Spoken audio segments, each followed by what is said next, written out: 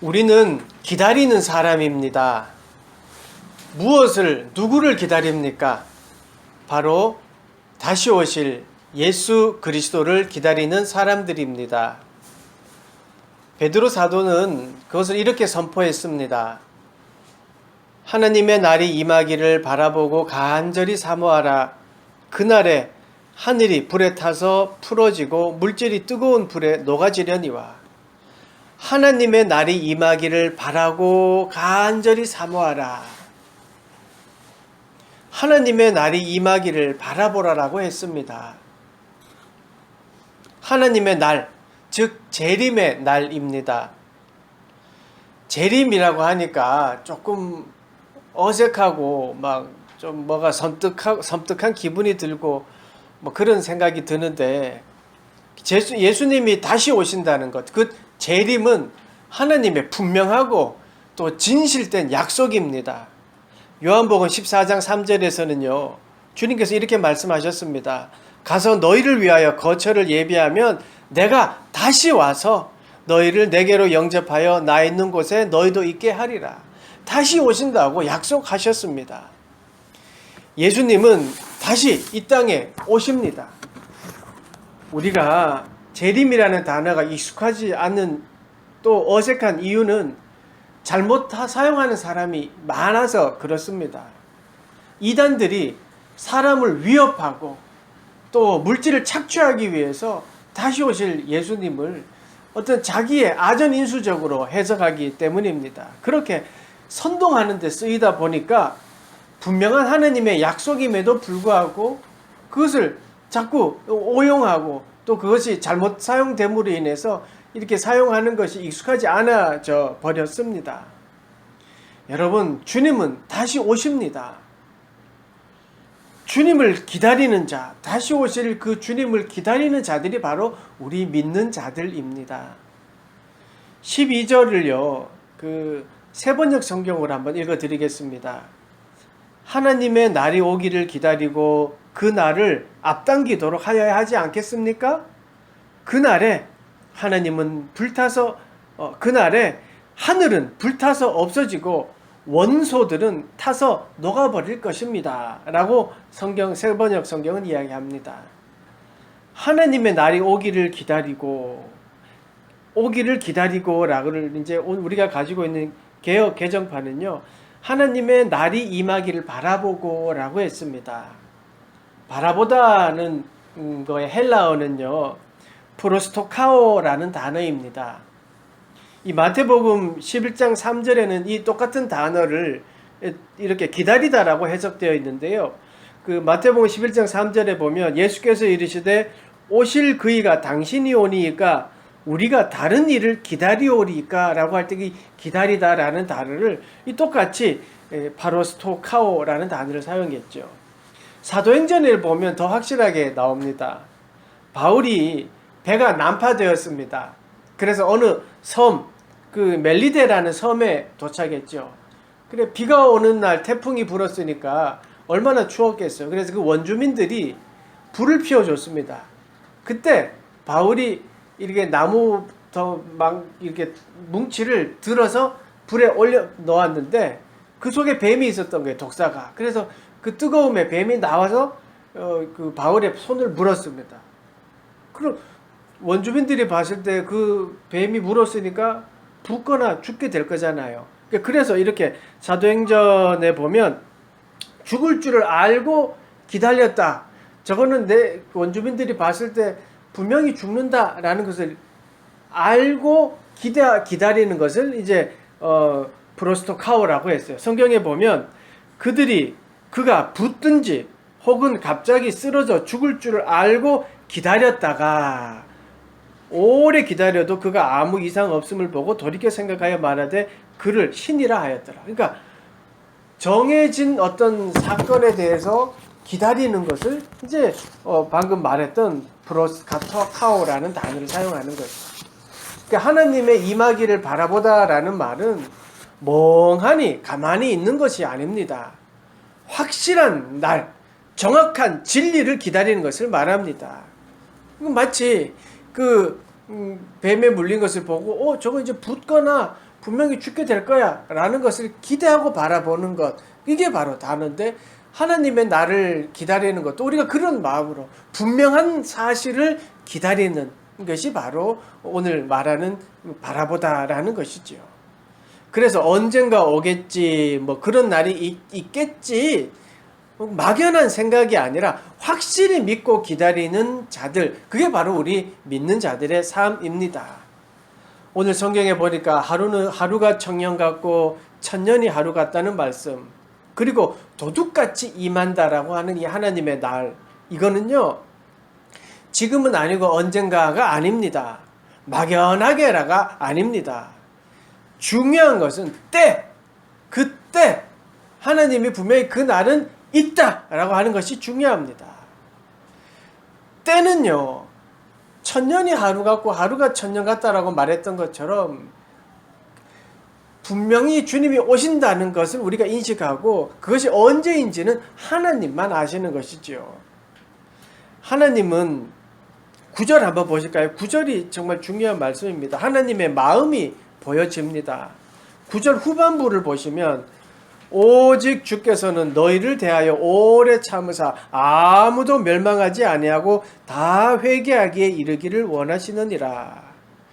하나님이 다시 오시지만 그때가 막 와가지고 다 멸망시키는 게 목적이 아니라는 말입니다. 그 오신다는 것은 회개에 이르기 위함입니다. 모두를 그냥 기다렸다는 듯이 다 싹 쓸어버린다는 게 목적이 아니라 모두가 회개하기에 이르시는 것이 하나님의 목적입니다. 하나님은 하나님의 형상을 닮은 우리 모두가 하나님과 관계가 회복되고 다시 회개해서 그 하나님의 사랑을 깨닫게 되기를 원하시는 것, 그게 바로 하나님의 마음입니다.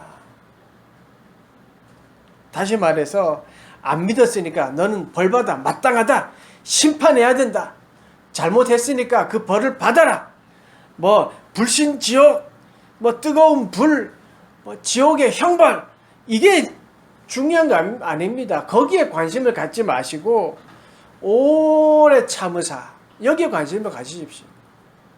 아무도 멸망하지 않기 위하여 여기에 관심을 가지십시오. 다 회개하기를 기다리시느니라, 여기에 관심을 가지십시오. 그러면 하나님의 사랑이 보입니다.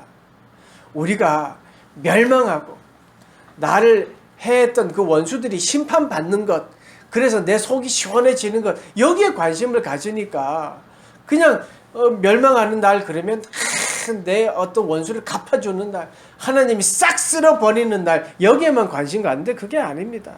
하나님의 사랑을 바라보십시오. 하나님이 이 세상을 너무나도 사랑하셔서 오래 참고 기다리신다. 모든 사람이 회개하기를 기다리신다. 여기 하나님의 사랑에 관심을 가지십시오. 그러면 하나님의 사랑이 보입니다. 여러분, 주님은 우리를 위해서 십자가에서 죄를 씻어주신 분입니다. 믿음의 은혜를, 우리가 믿는 그 은혜를 주셔가지고 심판의 자리에 가지 않게 만드시는 분이 우리 하나님이십니다.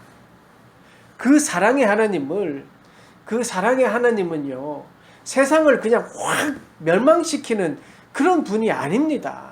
오히려 회개하게 하시고 회개의 기회를 주시고 그리고 기다리시는 분이 우리 하나님입니다. 왜 기다리십니까?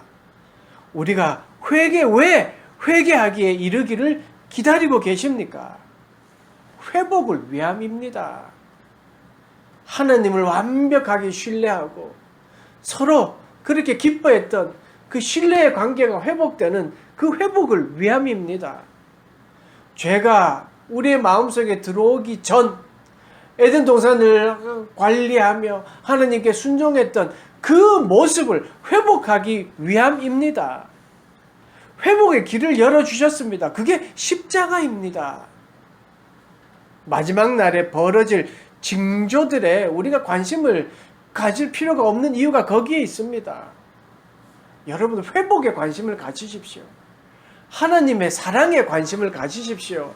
그러면 그 사랑에 관심을 가지면요, 멸망의 때가 언제인지는 관심이 없습니다. 중요하지 않게 됩니다.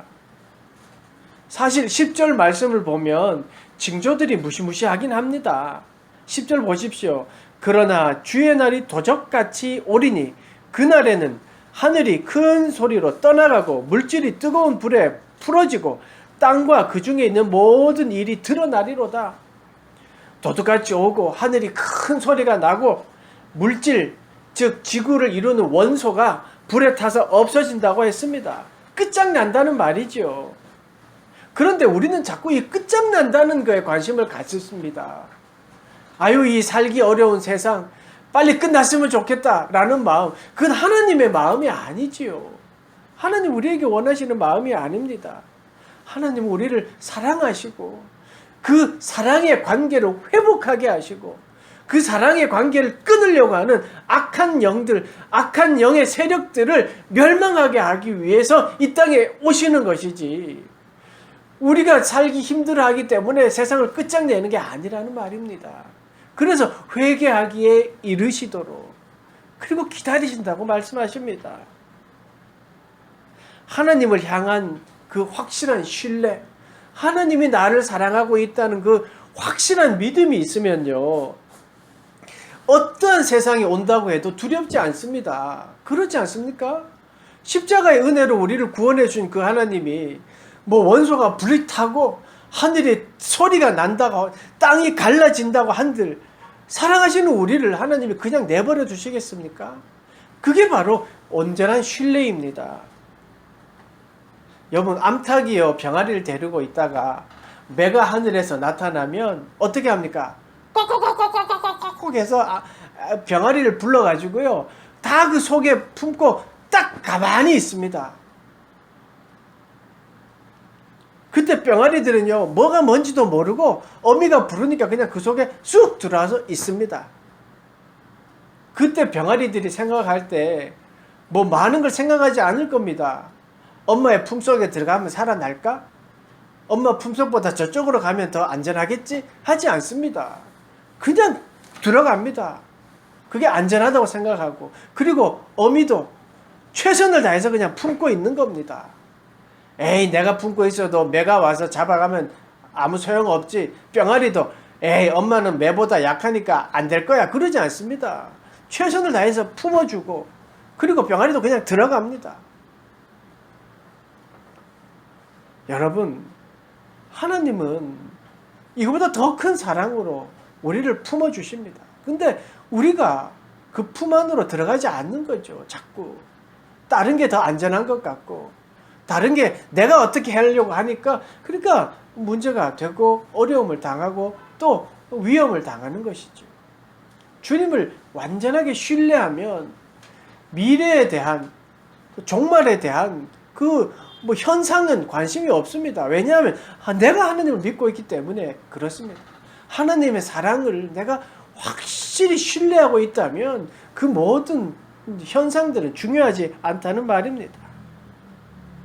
하나님은 우리를 암탉이 병아리를 품어듯이 우리를 이미 보호하고 품고 계십니다. 이렇게 회복하셔서 하나님과 함께 하기를 원하시고 계십니다. 완전한 회복이 이루어지는 그때가 하나님이 임하시는 때입니다. 그래서 우리는 재림의 때를 기다리는 겁니다. 재림의 때를 바라보는 겁니다. 마지막 날의 재앙이 두려워서 벌벌벌벌 떨면서 기다리는 것이 아닙니다. 언제인지 모르지만 오늘이라도 괜찮다, 내일이라도 더 좋다 라는 마음으로 기다리는 것, 그게 바로 하나님을 기다리는 마음, 그건 우리가 가져야 되는 마음입니다.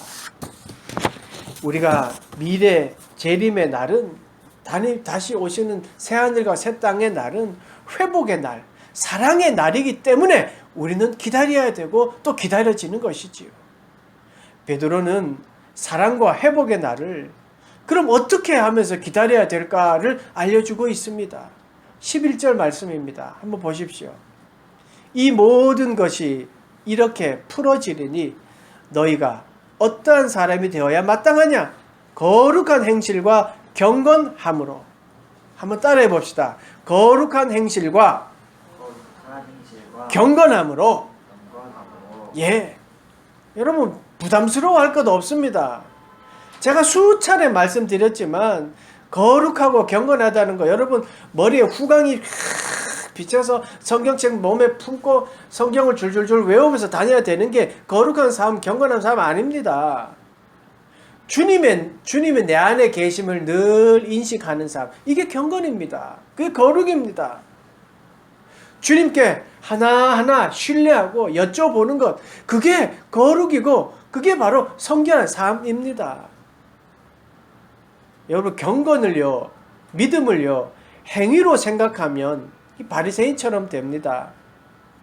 바리새인이요 얼마나 기가 막히게 율법을 잘 지켰습니까? 그런데 그 율법을 지키는 행위 때문에, 그 행위에 집착하기 때문에 그들은 이 주님께 회칠한 무덤이라고 그 욕을 얻어 먹었습니다. 바리새인들은요 행위에 중점을 뒀습니다. 그러니까 내가 행했던 것을 행하지 않는 사람을 비판하고 평가해야 내가 도드라지잖아요. 그러니까 대표적으로 바리새인들이 기도할 때 어떻게 했습니까? 오 하나님, 나는 저 세리들과 같지 않아서 감사합니다 라고 기도했잖아요. 그러니까 행위가 중요한 거예요. 그리고 하지 않는 자들을 비판하는 게 중요했던 거예요. 그래야 내가 드러나니까. 행위에 집착하면 그렇게 되는 거예요. 그러니까 우리가 거룩하다 또는 경건하다라는 것을 내 행위로 바라보니까 저 사람은 저렇게 하지 않으니까 나쁜 사람, 저 사람은 저렇게 하니까 믿음이 없어 라고 비판하고, 나는 그렇게 하니까 난 믿음이 좋아 라고 하는 거예요. 믿음은 하나님이 보시는 거죠. 믿음은 하나님과 나와의 관계죠. 그러니까 자꾸 하나님은 우리에게 사랑을, 하나님은 우리에게 늘 회복을 이야기하는데 우리는 우리 스스로 무언가를 하려고 하니까 남들을 비판하게 되는 것이죠. 믿음도 비교하니까 문제가 생기고 공동체가 어렵게 되는 겁니다. 여러분 거룩한 행실과 경건함은 내가 주님 앞에 바로 서는 겁니다. 하나님과의 사랑의 관계를 회복하는 것이고 내가 끝까지 하나님을 신뢰하는 것, 이게 바로 거룩한 행실 그리고 경건함입니다. 내가 그렇게 얼마나 노력하는가가 중요한 것이죠. 내가 주님을 완벽하게 신뢰하려고 노력하십시오. 아니 무슨 일이 생길 때 어려워하지 마시고 내가 하나님을 완전하게 신뢰하고 있나? 내가 하나님의 사랑을 내가 흔들림 없이 믿고 있나를 생각해 보면, 그 사랑을 생각하면 내 주위에 일어나는 어떤 일들은 그렇게 크지가 않습니다. 아니 오히려 이길 수 있는 힘이 우리에게 생깁니다. 사랑하는 여러분, 우리는 주님을 기다리는 자들입니다. 왜 기다립니까? 하나님과의 관계가 완벽하게 회복되는 그 날이기 때문입니다. 그리고 하나님의 사랑을 늘 우리는 마음에 품고 있기 때문에 그 말세의 날, 그 언제 오든지 중요하지 않습니다. 그러나 올 것은 확실하기 때문에 우리는 경건함과 그리고 거룩한 행실로, 즉 예배드림으로, 늘 주님께 기도함으로 우리는 기다리고 있는 것이지요. 만약에 하나님과의 관계가 우리가 정확하고 사랑하는 관계라면 그 주님을 만날 날, 그것이 당연히 기대되고 그것 때문에 마음이 설레게 되는 것입니다. 하나님이 우리를 완벽하게 회복시켜 주시고 하나님 말씀하셨듯이 하나님과 함께 거하는 그날, 여러분 기대되지 않습니까? 그래서 그것을 바라보고 기다리라고 말씀하고 있습니다. 주님이 우리와 함께하는 그날은 우리가 가지고 있는 그 아픔도 없어지고, 그리고 우리가 고민하는 그 모든 고민들도 없어지는 그날입니다. 그리고 그 만나서 하나님이 우리를 어떻게 도와주셨는지, 하나님이 우리를 어떻게 이끌어 주셨고 그때 우리를 어떻게 도와주셨는지를 함께 나눌 그날을 기대하면 정말 마음이 설레기까지 합니다. 그리고 그 어려울 때 하나님도 같이 안타까워했다는 그 사실을 알며 함께 눈물 지으며 기뻐하는 그날을 기대하면 우리의 마음은 더욱더 따뜻해집니다. 새 하늘과 새 땅을 바라보고 기대합시다. 오늘 베드로의 고백처럼 우리 새 하늘과 새 땅을 기대합니다. 왜냐하면 하나님이 우리를 사랑하고 계심을 믿기 때문입니다. 하나님의 사랑의 약속을 믿기 때문에 우리는 회복의 날, 그날이 기대되고 바라보고 하는 것입니다. 우리 다 같이 예수 그리스도의 사랑을 믿고 또 예수 그리스도가 회복시켜 주시는 그 사랑 십자가를 믿고 우리가 주님을 기대하는, 주님 오심을 기대하는 그런 여러분 되시기를 간절히 축원합니다. 기도하겠습니다. 하나님, 우리 가운데 늘 함께하여 주셔서 말세의 징조들 때문에 두려워하는 것이 아니라 오히려 하나님의 사랑과 회복하심에 감사하며 그때가 언제인지를 집중하는 것이 아니라 다시 오실 주님을 기대하는 우리 모두가 되도록 축복하시고 인도하여 주시옵소서. 예수님의 이름으로 기도드리옵나이다. 아멘.